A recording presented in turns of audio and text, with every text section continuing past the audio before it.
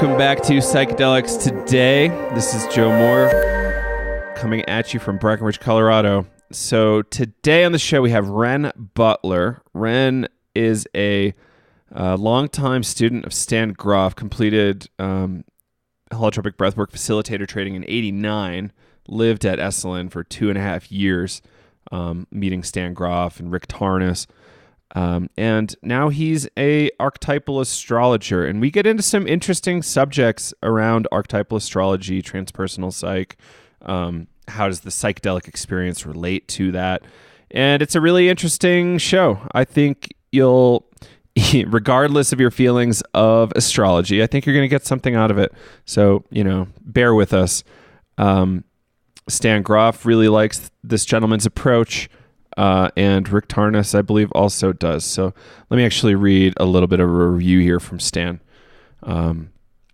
regarding Renn Butler's book, The Archetypal Universe.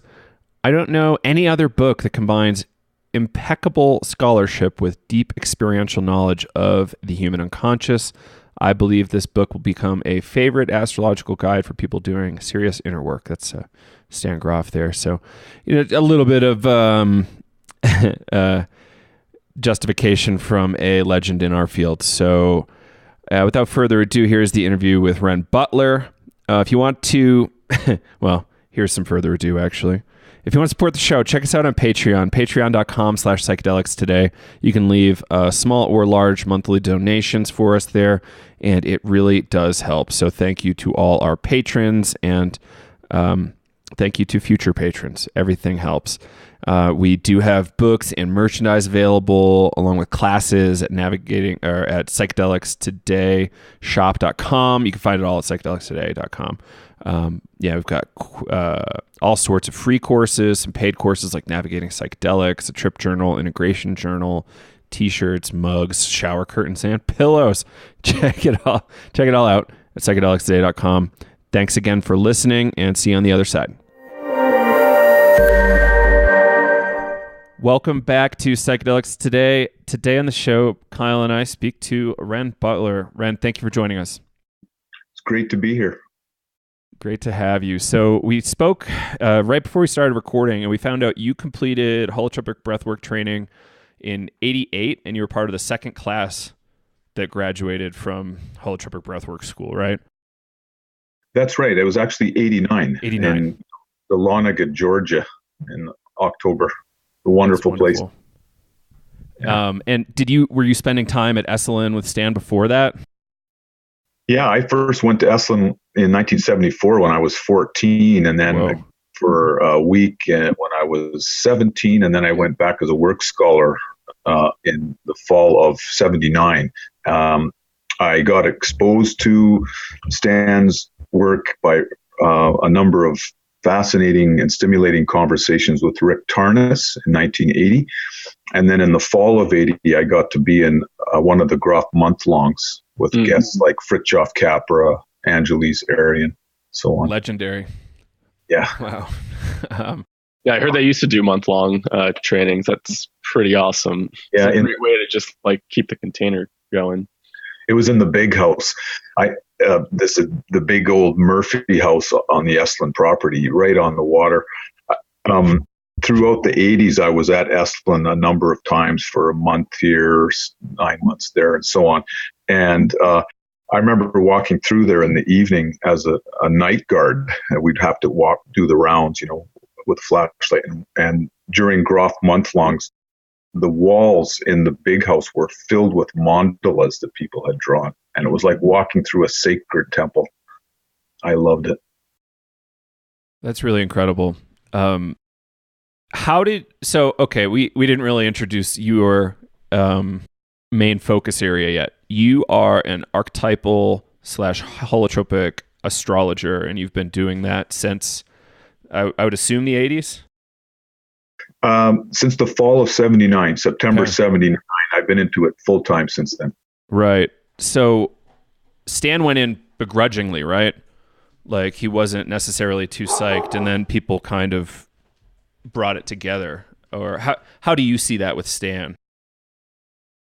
Well, he had looked for years to find some kind of a predictive system to understand the content of people's sessions in psychedelic-assisted psychotherapy. The Rorschach test, the MMPI test, the DSM-3 categories, or DSM-4 now, or 5, I think, and so on. And they were unable to find something. And then through his association and friendship with Richard Tarnas, they began to see that people's planetary alignments, or what are called transits in archetypal astrology, corresponded in a remarkable way with the content and timing of their sessions, to the point that he would call it the Rosetta Stone of transpersonal psychology. And he had to, as you said, grudgingly admit that the one predictive system that was successful turned out to be something that was even further beyond the mainstream worldview than psychedelics. So, yeah, the only thing weirder than psychedelics being astrology, and you're like, okay, we have to, perhaps look at this seriously. And yet we have a lot of historical precedent for astrology. If we look back to like folks like Newton, and we look at the Greeks through Roman times, all the way through medieval Europe, and in other civilizations as well, this has always been something. And, my favorite argument is people are smarter. Historically, people have been smarter than we think, and they don't really like to waste effort, especially back then when things came at a higher premium than they do now. Like, you had to be a, kind of a high-end priest to be able to spend the time learning astrology or whatever in the Middle Ages. How do you talk about that kind of argument there? Hopefully not in a high-end priestly way. No, we've made it out of that era. Well, the advent of computers has been fantastic for astrologers. We were one of the first sectors to really jump on the opportunity. We always had to do astronomical calculations. We would start with books of tables and so on. Now the computers can do the mathematics, but there is an astonishingly wide array of astrological schools right now. Rick Tarnas described it once as trying to get astrologers to agree on something is like herding cats. I can see that. So there's everything from medieval astrology. Jyotish astrology from India would be similar to medieval European astrology pre-discovery of Uranus, mostly focused on predicting outer world events, auspicious times and so on.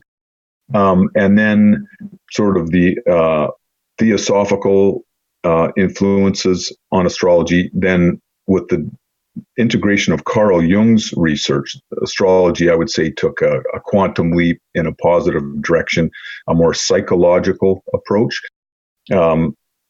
One person described it as the purpose of astrology is to predict the meaning behind events rather than trying to determine what the specific concrete forms they take are. And now with the integration of Stanislav Grof's research, I believe we, for the first time in the West, have a complete picture of the broad ranges of territory in the human psyche, the kind of experiences people can have in non-ordinary or psychedelic states. And the main purpose of astrology, as I see it, is to encourage people in their healing quest, to shed light on the content and timing of what emerges from their psyche during the healing quest.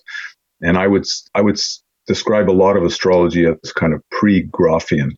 And it's understandable. It takes a while for ideas to become integrated, but I believe that Rick has really done a great service to this field, Rick Tarnas.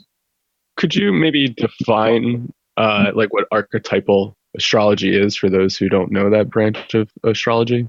Sure. Well, Carl Jung coined the term archetype based on the Greek word arche, which means archetype, the reals, the forms, capitalized words from the writings of Plato. And Rick kind of uses that term to describe an astrology that, as I said, is based on understanding the psychological meaning behind events. So we're not so focused on trying to, avoid, bad days for buying and selling and, real estate ventures and so on.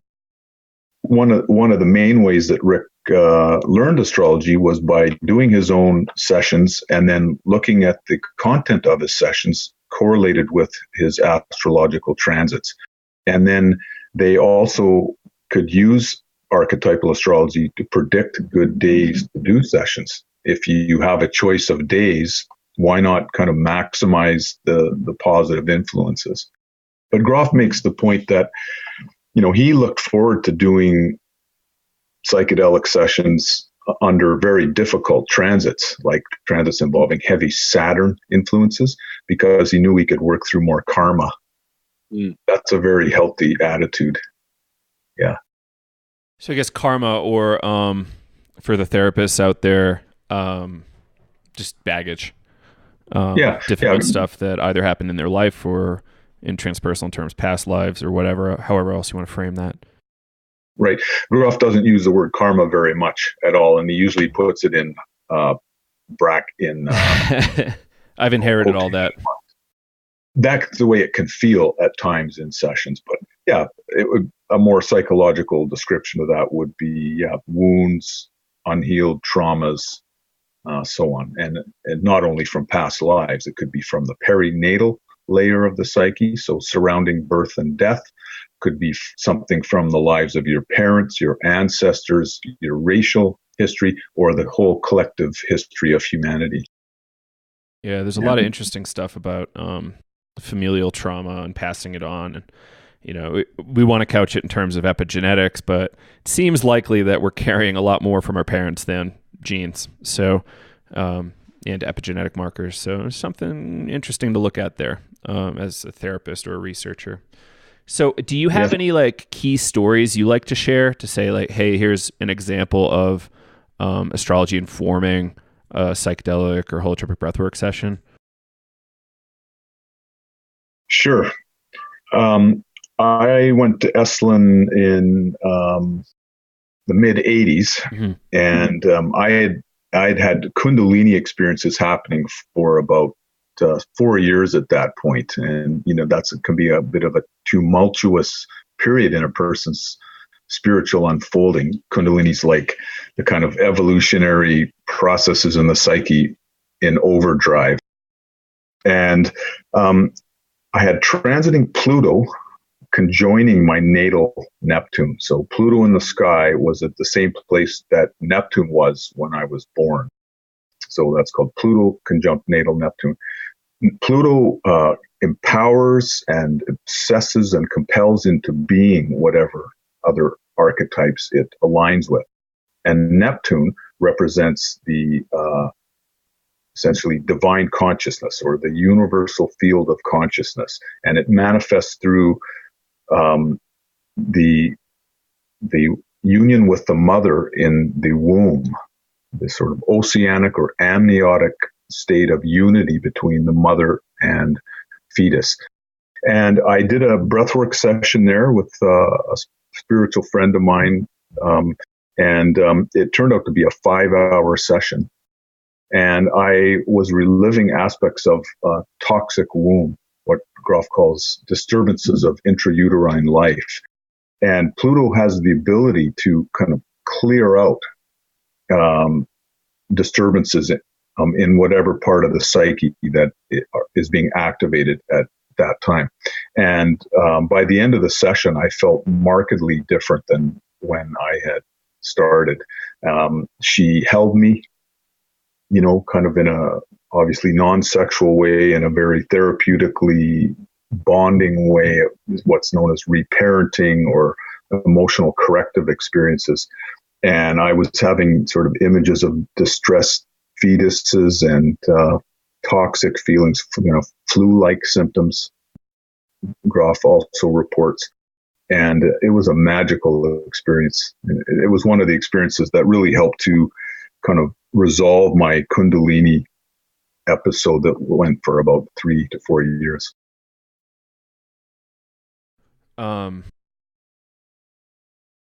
We have covered spiritual emergence a little bit on the show. And I don't know that we've actually talked about Kundalini Awakenings. Could you kind of like describe what that is generally? You don't have to get into your story, but however maybe you think about it now. Yeah. It the people seek Kundalini experiences like in Kundalini yoga or something. I mean, there are more gentle ways to go through the healing process, but it seems to be the psyche at a certain point just says, okay, we're going to go for it. And it's like puts it into overdrive.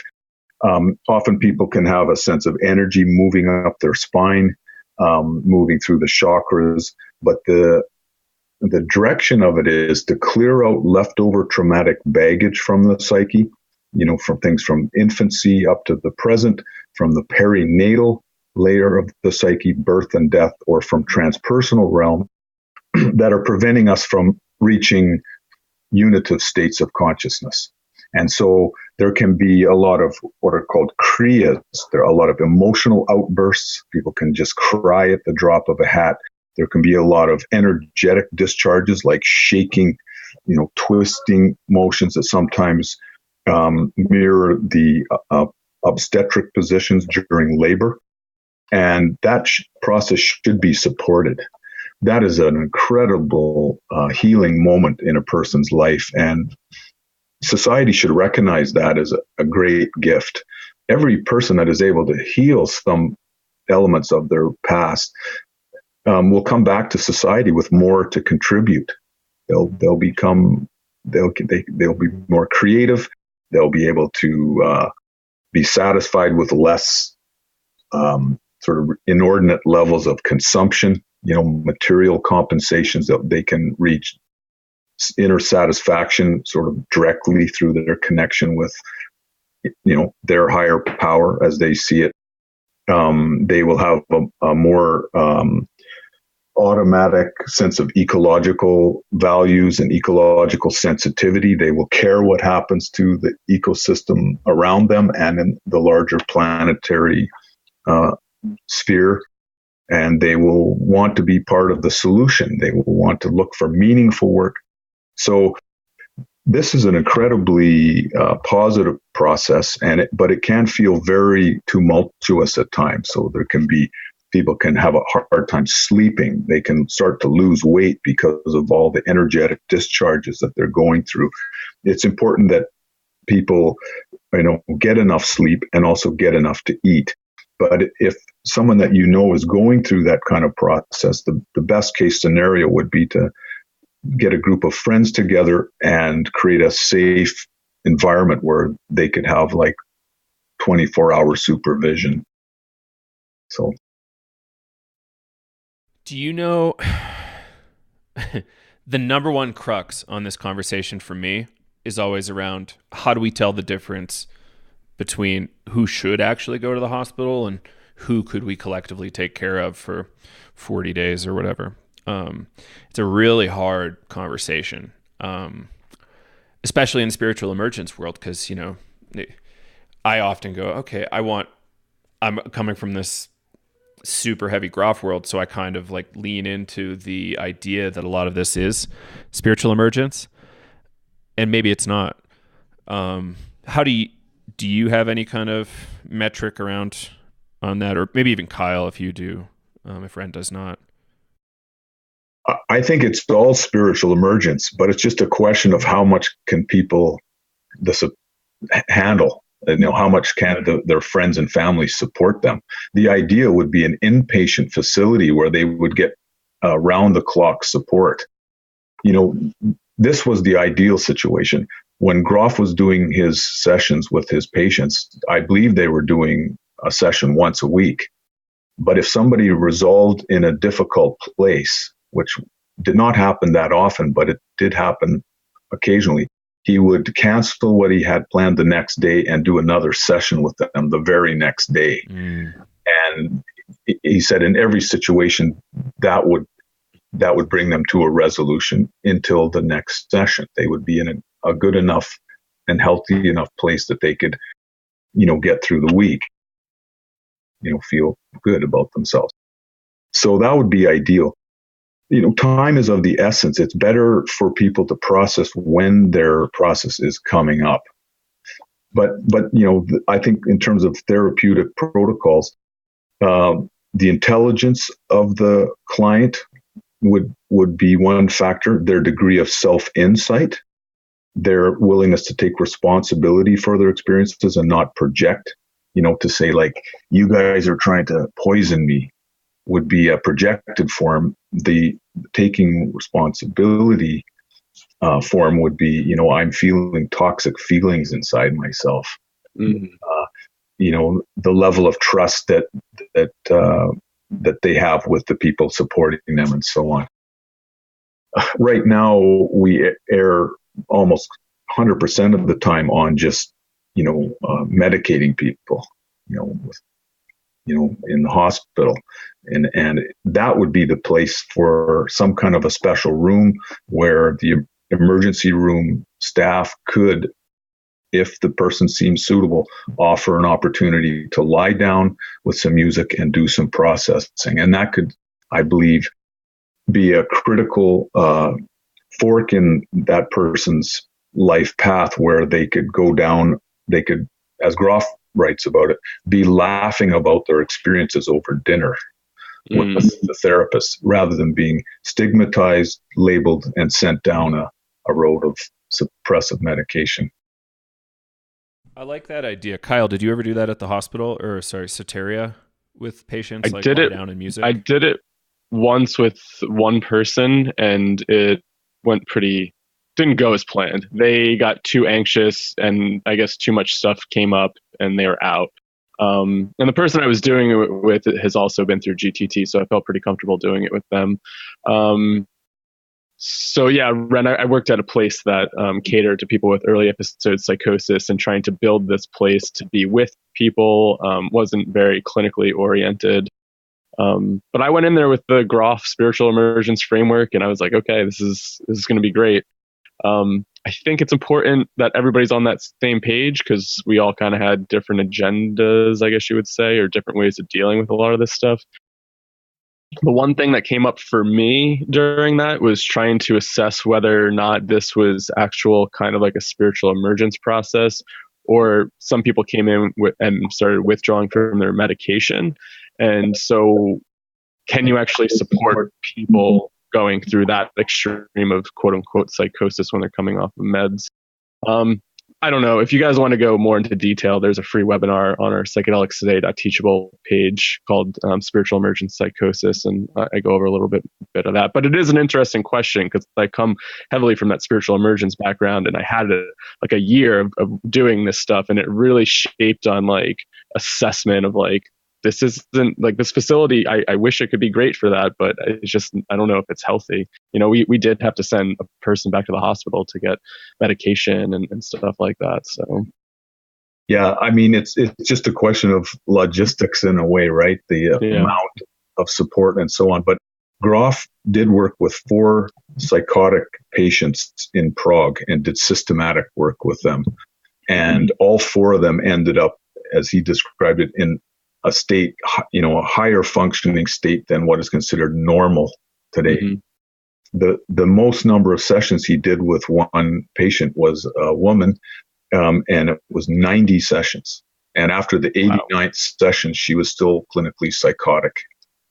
And after the 90th session, she walked out of there something like a Buddha consciousness, and has remained stable to this day. So his LSD, right? Yes, LSD sessions. He was able to show that there's a finite amount of material underlying these symptoms. I mean, unless it's, caused by a fever or a tumor or something like that. So, this is software in the psyche. There's no one that, or very few people that couldn't be helped if there wasn't the unconditional amount, and sort of backup support. But she had to be in an inpatient facility for sure. How lucky and unlucky of her to have been able to do 90 sessions of Stan. I know. 90 LSD. You can't even pay Stan to do that. Yeah. But I have to say that the people that did come in that weren't on medication, they were able to work through their process and come out on the other side. And it was really remarkable to watch that. But our facility just wasn't set up for medication management. And that's where some of the troubles came from. Do you think it was something about coming off the meds, Kyle? Or like? Yeah. We just didn't have somebody to administrate meds. So it just became tricky. So it was all self-administered.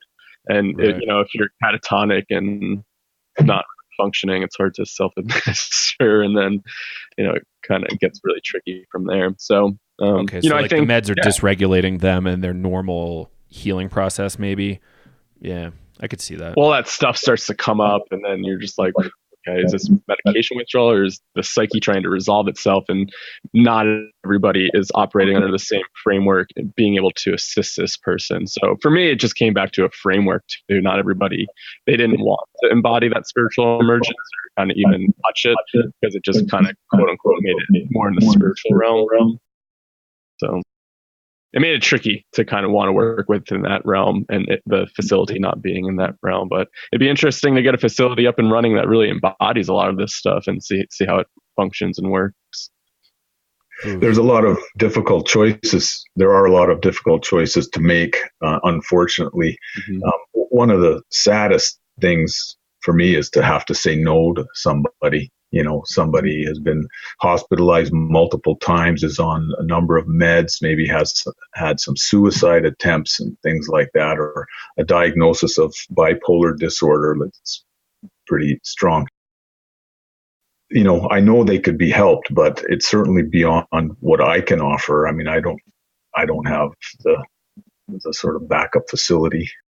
And are you talking about when you do breath work with people? Yes. Yeah. But on the opposite end of the spectrum, Grof writes that the greatest therapeutic outcomes exist with intelligent, well-established individuals whose lives are boring and becoming rigid and routine. Mm-hmm. So I just want to say to people listening to this out there, if you're a professional and you've got your material life working in a fairly positive way, this is a tremendous opportunity. These are doors that are worth going through, and there's a learning curve for everybody. The level of trust that you have with your sitters or guides is the most important criteria in therapeutic success. Mm-hmm. So one option would be to find a spiritual friend you could trade sitting with. And it would be best if they were not a lover. Grof makes that point, like not your spouse or partner. It's better if your partner comes in at the end of the day for the bonding phase. So I like to talk about a rebirth day potluck feast of friends and family. Maybe have a little dance or a walk in the woods, but a nice dinner, a potluck dinner. That's a beautiful thing to do at the end of the day. So someone you could trade sessions with, or you could pay a professional. The ideal sitting team, of course, is a male-female dyad. Mm-hmm. And, the astrological alignments for the next couple of years are supercharged. There are definitely some darker, heavier, more sense of pressing imperatives happening in the transit. Saturn conjunct Pluto. But the overall world transit is Uranus is in a 90-degree square with Pluto in the sky. Uranus square Pluto. And that is a powerful evolutionary Pluto and revolutionary set of archetypes. That comes from Uranus, the revolutionary part of it.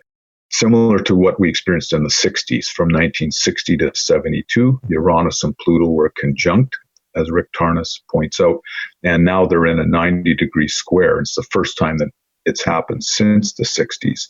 And so from about 2007 until 2020. So this is like the last couple of years of the 60s, in a certain way. And we get something like what Rick Tarnas calls a sunset effect. At the end of the transit, the colors saturate the sky in the archetypal realm. And a lot of people are going to have dramatic healing breakthroughs and openings during the next few years. And, if you use psychedelics in a responsible way, it's a very powerful path.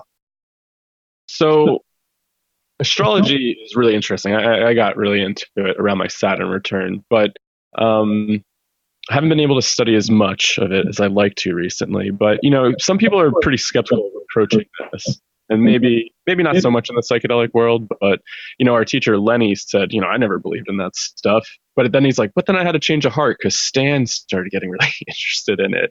And for him to kind of have a change of heart, it's kind of interesting. So like, what would you say to people that are like more traditional and kind of think astrology is a little woo-woo, how to approach this stuff and how to apply it to this, like with psychedelics and using non-ordinary states? Well, there are a lot of old-fashioned astrology books out there, which I would be very skeptical of myself if I was to open one of those. Read some of the newer books, Cosmos and Psyche by Richard Tarnas, or Prometheus, the Awakener. I've written 2 books, The Archetypal Universe and Pathways to Wholeness.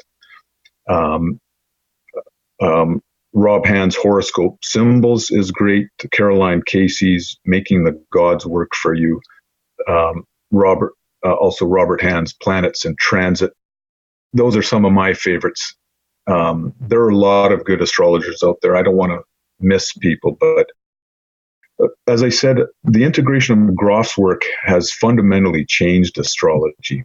It's fleshed out some of the missing pieces. Jung was already living in a vastly expanded psychological universe that included the archetypes of the collective unconscious and also the historical unconscious, so collective memories, racial memories, and so on.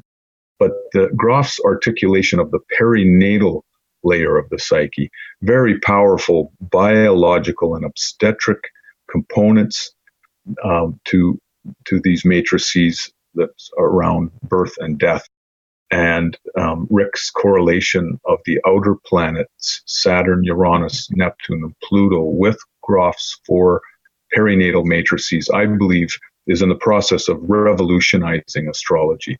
This is the core of the emerging astrology. And I think that even people that have been very skeptical of astrology up to this point, when they look at Rick's approach, will be, I think, pleasantly surprised. For one thing, it's non-fatalistic.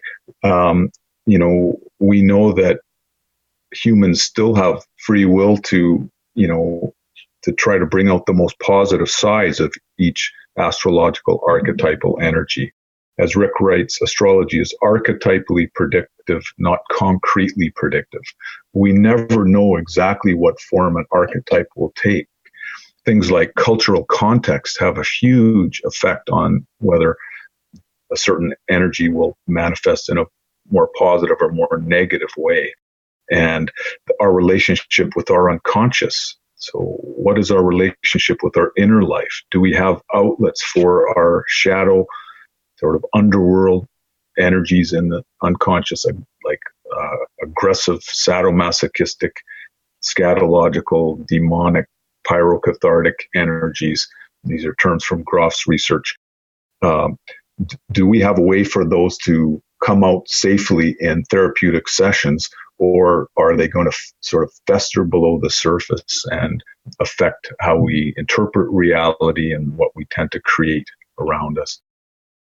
Yeah, the Grof language is a thing that I really think the psychedelic world would benefit hugely from if they familiarize themselves with it. It seems like there's been an intentional distancing from the ideas in depth psychology, like even Jung. It seems like people aren't totally pulling from Freud, Jung, Grof as much as they maybe should be for most efficacy. But there's different schools, there's different lineages in the psychedelic world, so maybe that's the reason. But I think coming back to this whole convincing Lenny thing, it's like do you just get mad at somebody for having a different opinion, or do you say, maybe I'm missing something? What do they know that I don't know? Especially because he has the stature. Jung had this stature. Like, what was there? And, taking the time to dig into something that's a little alien, maybe will yield some substantial results. And I think, correct me if I'm wrong, Renn, but Jung kind of would do some chart work before seeing patients and maybe during the process, just to check in with his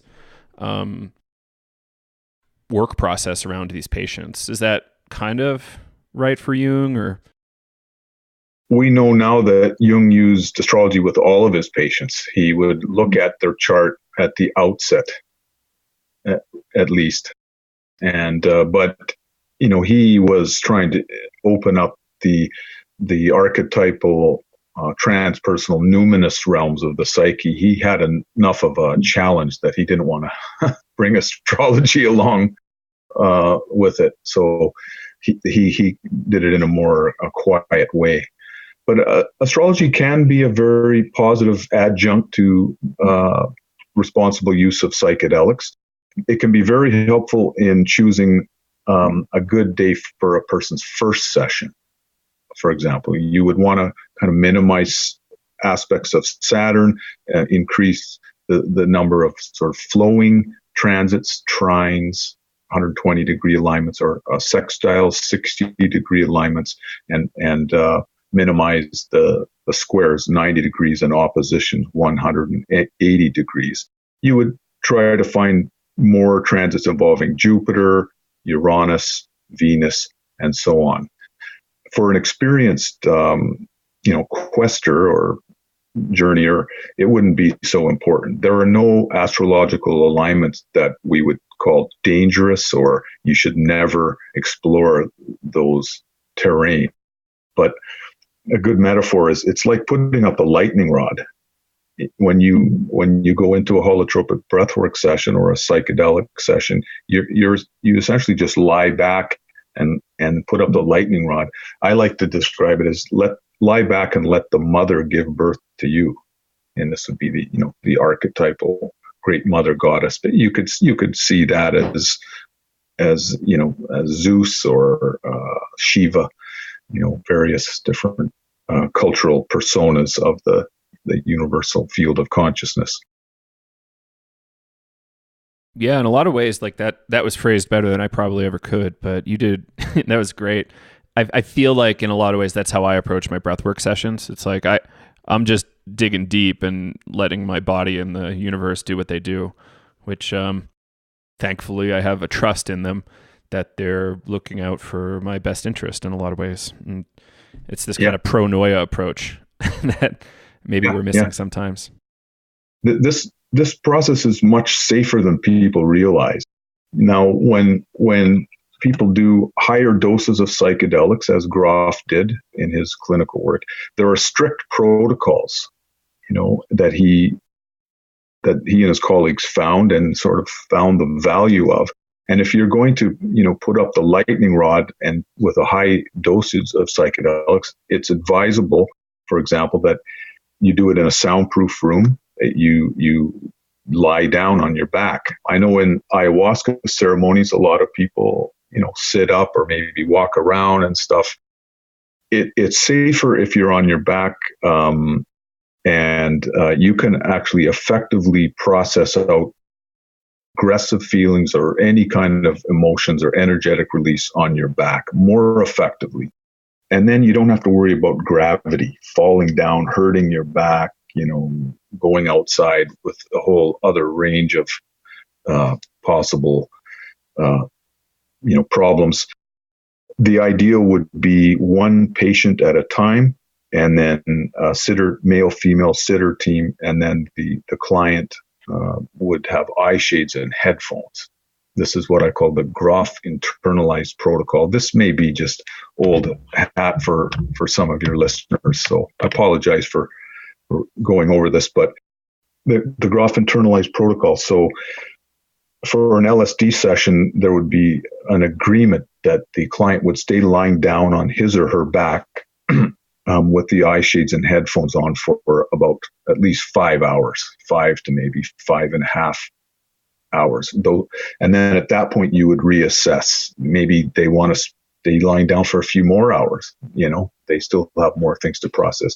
For a psilocybin mushroom session, the minimum would be something like 3.5 hours.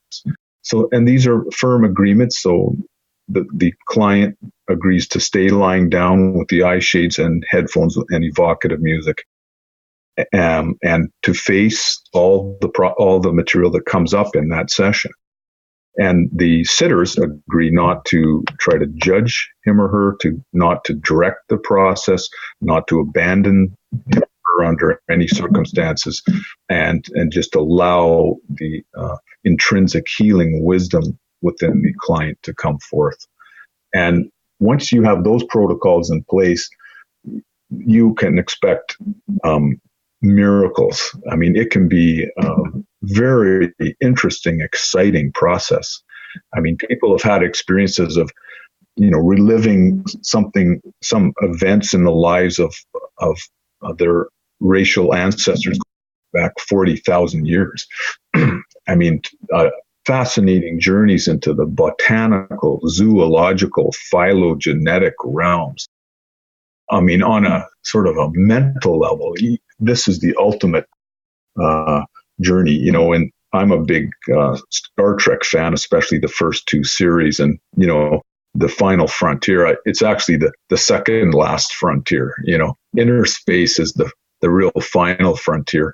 And some of the transpersonal experiences that people have resemble the best episodes from Star Trek. Grof writes about this too, and just fascinating journeys, but they often involve very strong emotions, and it's not something to just fool around with.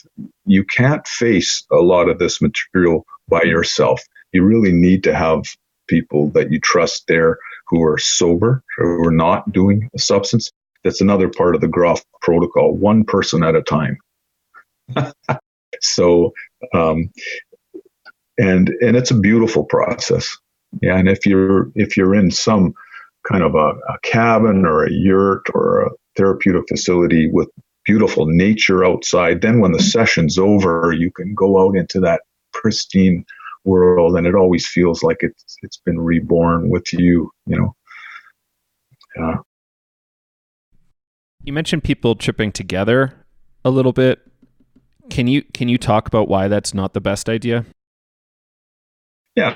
Well, I know that the ayahuasca revolution, that kind of what began in the 80s and through the 90s and to this day, this is overall a tremendously positive influence on Western civilization. And there may be some growing pains in that sector of the psychedelic world, but I think it's a better problem to have, at the very least.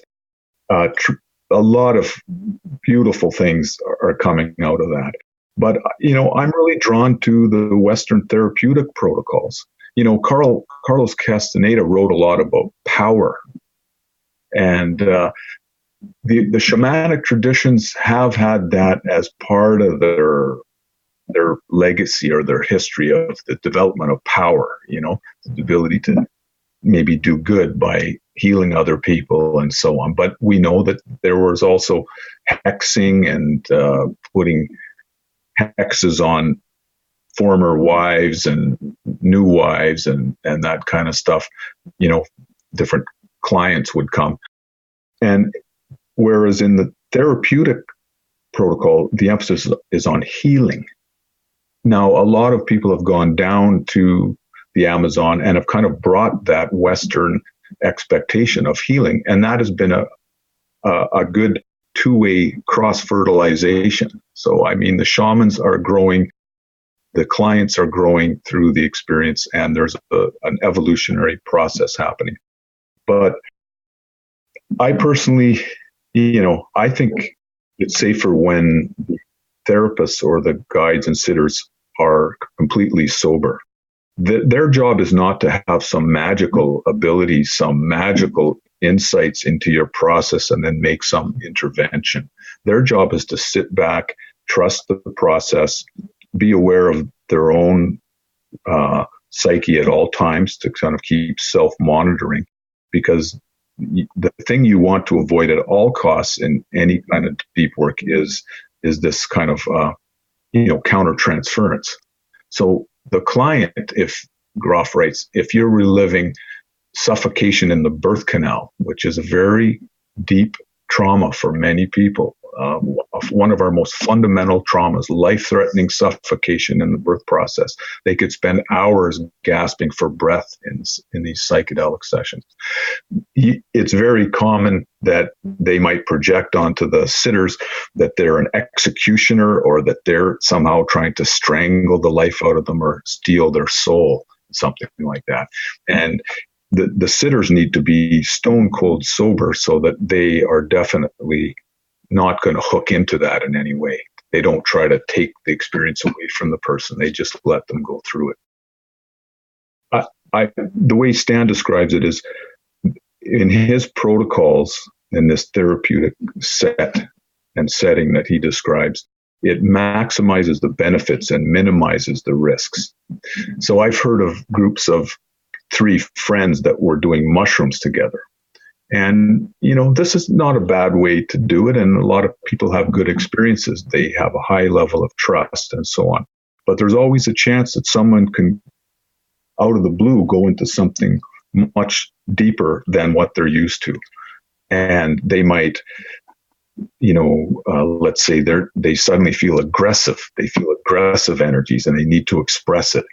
And then at the exact same moment, someone else might be in a regressed infantile state and want to be held like a little baby. Well, the aggressive person is not going to want to do any holding at that moment. And often you'll find in the situations like that, where a bunch of people do psychedelics together, one person will always be the caretaker for other people. And,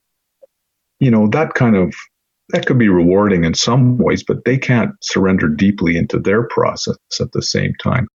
What I write in my first book is, why not have one person doing the catalyst and have the 2 friends support them, and then the next week they can trade. So one other one does it and the other 2 support him or her.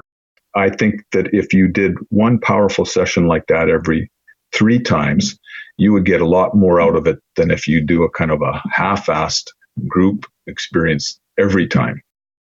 That's my take.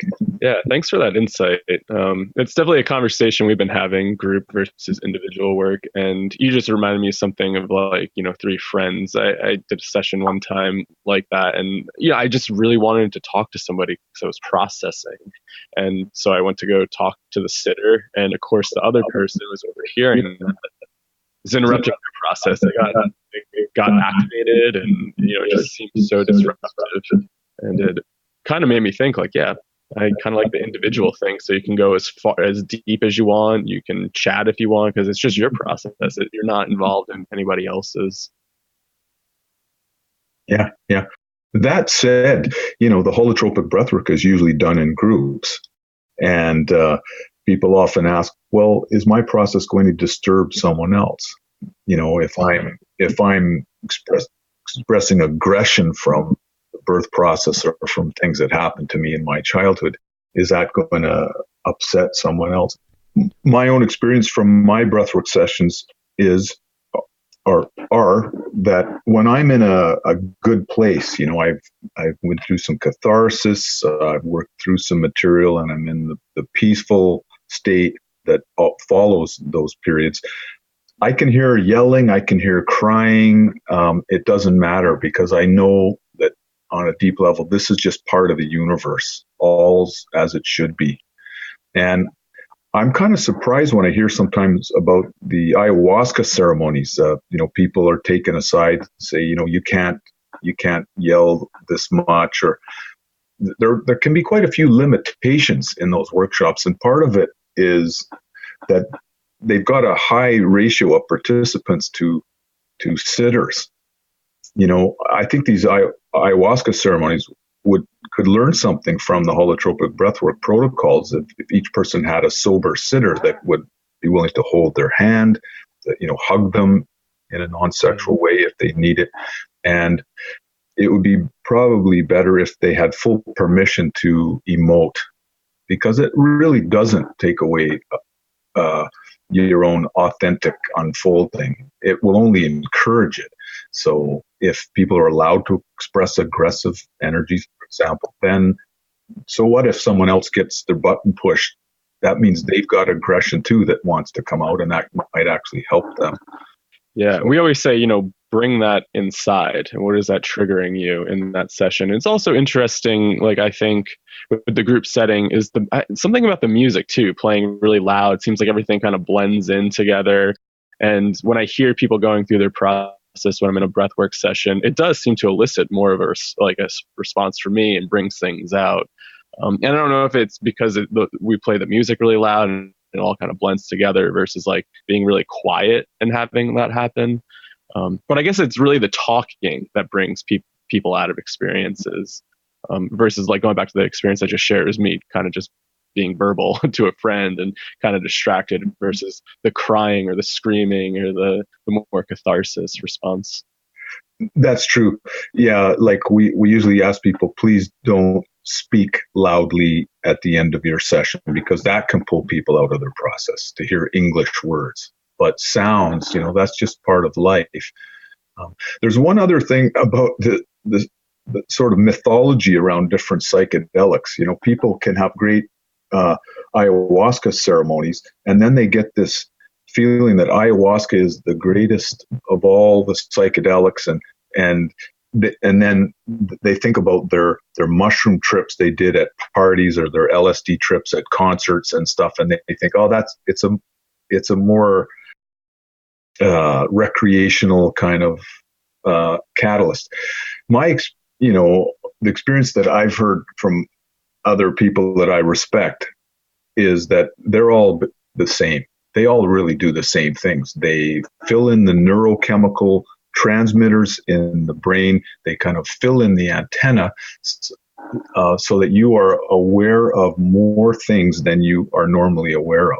Things within yourself, in your psyche, and in the collective psyche of humanity.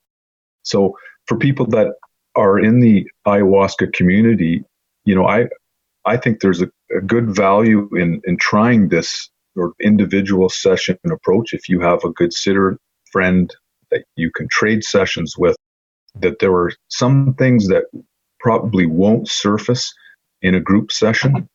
If you're the only person, that you will be able to go places and have certain types of traumas come forth and unpack themselves, as they're being released from your system. And it's really nice to know that everyone is there for you, that they're not trying to sort of split the difference between your needs and the needs of the group or something like that. We've been daydreaming about how group stuff could work, but it's such a complicated subject. And I think you're right, though. Maybe the right way is for long-standing psychedelic facilitators like an ayahuasquero or whatever come do a bunch of breathwork sessions and see how that flows and understand, like, hey, look at this modern iteration of self-development practice or self-exploration practice, and what can we learn to improve it? Like, just because it's 700 to thousands of years old doesn't necessarily mean it's better.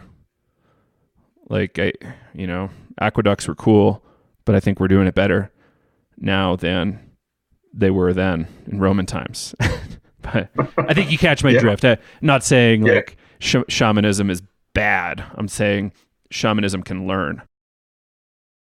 Yeah, well, it's to get the aqueducts of consciousness flowing. Every culture can contribute something. But, we have a lot of resources through our own, Western tradition. Right? The Greeks were using ergot, naturally occurring form of LSD, as the central religious sacrament in their civilization for at least 2,000 years, Eleusis. Yeah, what were they saying? 1500 BC is like the older estimated date, which is amazing. Wow. It's worth considering. I don't know what the real date is, but that's what I heard yesterday. It's like, that's insane. Yeah, I can't wait to visit Eleusis. we know that the Eleusinian mysteries and also the Orphic and Dionysian mysteries, which also almost certainly used ergot, and they also used mushrooms in many of the religious groups throughout the Mediterranean world, had a huge impact on many of the giants of Western civilization. They wrote and attested to their life-changing potency. Yeah, these are exciting times. We are moving now into a Jupiter square Neptune for all of next year, 90 degrees between Jupiter and Neptune. And Neptune represents our soul's yearning to reawaken to the larger world soul, to the universal field of consciousness or absolute consciousness. And Jupiter amplifies whatever it touches. It makes it bigger, it expands it, it grants success to it. And so the Jupiter-Neptune combination represents an unusually rich and wide-ranging opportunity for self-exploration. There can be a feeling of deeper cosmic safety. There can be a sense of coming into unitive states at the end of sessions. It's a kind of a C major chord of coming back home, of coming back into a state of connection, access to higher meaning, feelings of well-being. But, you know, as always, I would recommend people do things in kind of bite-sized chunks. You know, like if you're going to do psychedelics alone, then do smaller amounts. You know, if you want to really go for it, then have the internalized protocols set up. And it can really be a rewarding process. The main reason that people might want to do it in groups is financial, right? It's cheaper. But, you know, there's an advantage of, you know, saving up for that one special time when it's all about you. And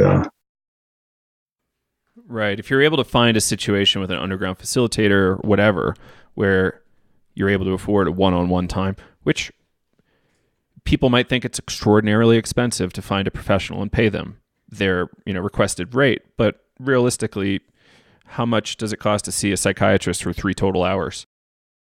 This session probably costs less than that. And, you know, perhaps it's worth it. And a great thing to do would be if you could bring a spiritual friend along with you. So you would meet ahead of time, the three of you, someone that you already have the trust with, and then they can sort of be there before and after the session, longer than the therapist. So that's a really good way to do it. So you're only paying one person.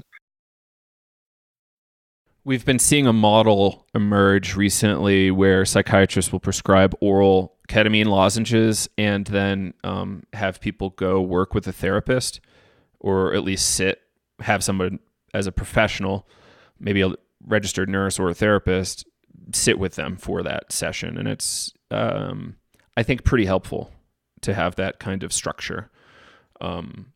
Others will let them go home and just have their girlfriend or whoever wife sit for them. And that's, you know, that's good, but it would probably be better with somebody that's skilled and can help you like work through this stuff. Especially folks that have a lot of experience and maybe have read a few Grof books. Yeah. It seems like our psyches wait until things are safe for the deepest material to surface. And it is really a miraculous thing when something emerges out of you and you realize this has been in me for, 58 years or whatever. And you just go, how could I function with this stuff inside me? And you realize what a negative effect it has on us, even when we're not aware of it. That was the gift of Freud and Jung, is to show that the things we're not aware of actually have more influence on our life experience than what's in our conscious mind. So that's why it's valuable to do this work, because these things are affecting us all the time. One of the biggest problems is the fear of death. Grof writes about this, and for many of us, the experience of loss of the womb and going into the life-threatening situation in the birth canal is a very visceral encounter with death, and it creates a deep fear of change, of transitions. And by clearing that out, we can overcome our fear of death and just see it as an adventure in consciousness, a transition into something else, which will also be good. Well, yeah, a lot of this, I think maybe we don't raise it often enough, but preparing ourselves to live our life well, and then also in conjunction with that, preparing to die and have a good death, because it's going to happen to all of us, and it's something we need to, well, we don't really need to do anything, but if if we want to live most fully, I think we have to consider death fairly regularly. It's a good thing to be aware of, because it tends to focus our attention on priorities, on things that will matter in the shifting sands of forms. Forms change over time. So what is really important? It's not building up some kind of a bulwark, some kind of a Donald Trump-like empire that you think is going to make you immortal in some way. It means nothing at the end of life, right? All you have is your conscience and how you treated people, and whether you were of service to people, and also your sense of connection with where you're going, sense of connection with as the Indians write, the infinite and eternal, universal consciousness. Yeah. To go back to what you were saying, Joe, too, I took a death and dying class, and I think I got this quote from here, but it's like, how you live your life is how you prepare to die, and how you prepare to die is how you live your life. So, yeah. So we're at about an hour, Renn. It's been really fun. Can we take a few minutes to tell people about how they can keep in touch with you, track of you, what you're up to? I heard rumor of something interesting happening in Tulum. Yeah, it's more than a rumor. We're doing a holotropic breathwork, group dreamwork, and archetypal astrology workshop in Tulum, Mexico, in the Yucatan, February 3rd to the 10th. 8 days and 7 nights in the Mayan Riviera. It's at the Cachito de Cielo Retreat Center. And we've got a great team, Laurel Watchin and Lotta Schultz, two other holotropic breathwork facilitators. James Cunningham will be doing fairly inexpensive bodywork sessions for people. Amber Bulk will be doing the dream work. And James Moran, my fellow archetypal astrologer. So we'll be visiting the Mayan ruins in Tulum and in Chichen Itza. We'll be doing some dancing, the holotropic breathwork, the delicious Mexican food, and of course swimming in the Caribbean. There's a swimming pool there as well. It's a family-run retreat center, so it's not like a 5-star place, but it's very comfortable with lots of soul. You can find information about that on my website, www.rennbutler.com/retreats. And we tried to make this very inexpensive. I don't mind even if I break even on this. That would be fine with me. We just are looking forward to this opportunity. I'm also doing some online classes. I'm right in the middle of one right now on the home page of my website, rennbutler.com. You can subscribe to my newsletter if you want. I only send out 3 or 4 a year, and that's a good way to keep in touch. And I do archetypal astrology consultations. And if you are interested in how archetypal astrology can shed light on your psychedelic or breathwork sessions, or you're curious about the timing for upcoming sessions, I love clients like that, and I would really be honored to speak with you. I call this branch of Rick Tarnas's work holotropic astrology, and it's a real joy to have clients interested in this kind of work. Awesome. And you also have 2 books. Right. Yeah. the Pathways to Wholeness. It's available on Amazon, and the Archetypal Universe. And both of those have a lot of information about the manifestation of astrological archetypes in psychedelic and holotropic sessions. The first book has a lot of session reports. So if you loved Grof's books like Realms of the Human Unconscious or The Adventure of Self-Discovery that have so many session reports, I've got a lot of really juicy, interesting ones in Pathways to Wholeness. And then in the Archetypal Universe, one of the key elements is my study of dreams. So I look at how astrological archetypes manifest in people's dream lives. I looked at over 900 dreams and correlated them with people's alignments. And basically, dreams are like a nightly non-ordinary state. That's how Richard Tarnas describes it. The same principles seem to apply in dream interpretation as in interpretation of psychedelic experiences. And it's like a mini psychedelic session every night. And you'll see Jungian elements and Grofian elements, so perinatal elements. And I think that it was a really fun project. I think we've reached a point where dreams can be demystified a bit. And they are essentially just reminding us of what's happening in our psyches and what's trying to happen. And they're not really about our outer life so much as about the state of our psyche. Well, Renn Butler, amazing having you on the show. I've been wanting to talk to you for, I believe, well over 10 years. So I'm psyched we finally made it happen. And I hope we can have you on the show again in the future. I'd love to. Let's not make it 10 years this time. I'm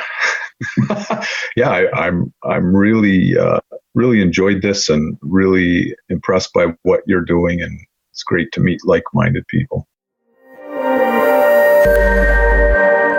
And there you have it, Renn Butler with Psychedelics Today. What did you think? Let us know over at psychedelicstoday.com, or you can email us, psychedelicstoday@gmail.com. It was really interesting material, and I really appreciated Renn, and really hope I can meet him in the future and try his breathwork workshops out, and perhaps get him on the show again as well. So again, thank you, Renn. Check out his website, Renn Butler, RENN Butler.com. He's got retreats and classes and all sorts of stuff going on. So check him out.